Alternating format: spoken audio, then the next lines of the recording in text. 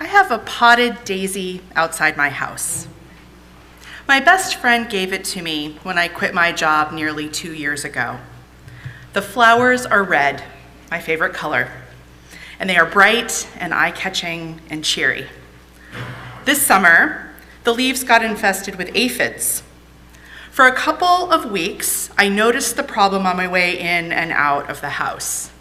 I wrote, "Tend Daisy," on my list of things to do. I worried about my plant every day.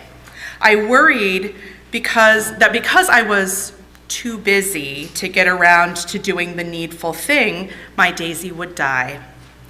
But the to-do remained unchecked, and several weeks went by before I opened up my phone, researched how to get rid of aphids, mixed a few drops of dish soap in a spray bottle, and walked out my front door to take the action that had needed doing for my poor daisy for so long. Once I started tending to the plant, the necessary actions took on their own momentum. One treatment was not enough to fully rid the plant of the aphids, but it produced sufficient results that I was motivated to do it again and again.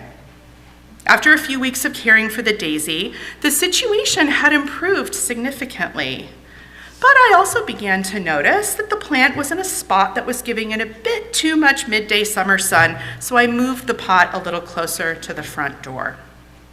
Then, a week ago, I was delighted to see the 2 cheerful, bright red blooms poking out from green leaves that were so much more lush and full than they had been all summer. There is still some visible damage on some of the leaves, evidence that the plant had suffered some trauma, but there are also abundant signs of health. My daisy led me to reflect on the need for nurturing my relationships. When I feel too busy to take the time to notice what those closest to me need and what I need, my relationships suffer. I suffer. Lately, despite my busyness, I have been making efforts to show up for myself and others in new, more careful, more attentive ways. Sometimes these efforts are really effortful. Other times, they feel full of ease, having paid attention, having spent time getting to know what's needed, it becomes clear what next action I need to take in order to nurture myself and my relationships. I have surely needed the guidance of others who can offer me recipes that can help repel my emotional aphids.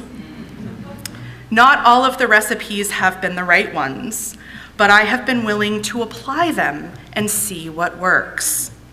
And more importantly, my recovering daisy is helping to remind me that there is no magic recipe for nurturing and restoring my relationships to vibrancy with one application.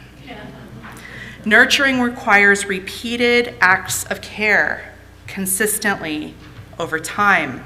Apply, observe, listen, check in, repeat.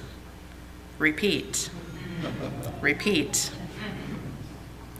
What will we be called to notice today? Come, let us worship together.